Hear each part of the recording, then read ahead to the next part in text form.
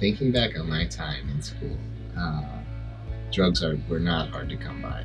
Drugs are fairly easy to find on campus. Usually, like if you contact somebody, like they can tell you like where to go if you really like want to find drugs. Education I've received in regard to drug exposure, drug usage, just drug education in general, has definitely been things that I've found of my own free will and volition. I guess I just wish I understood the effects of drugs, like both the good and the bad. I'm like the mom friend, so I feel like it would just be nice to know how to take care of my friends if they need it. In high school, my drug education could be summed up: drugs are a sin, so obviously you shouldn't do drugs.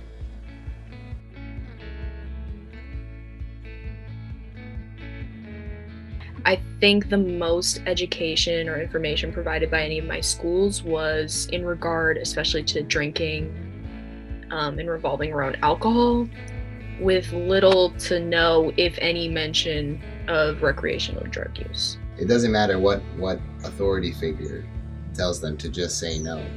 If the kid is curious enough and the societal pressure is great enough for them to do it, they will partake.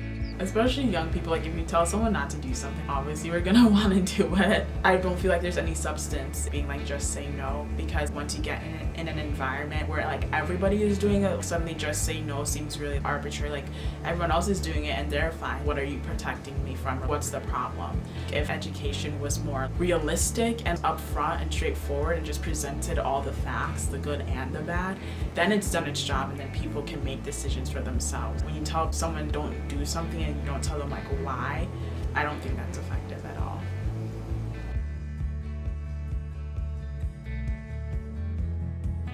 I think due to the stigma in society in general is part of the reason why schools don't address recreational drug usage in their education. I'd put it up to the paid educators to let me know how I should best be taught about drugs, but I know they're not doing a good enough job yet.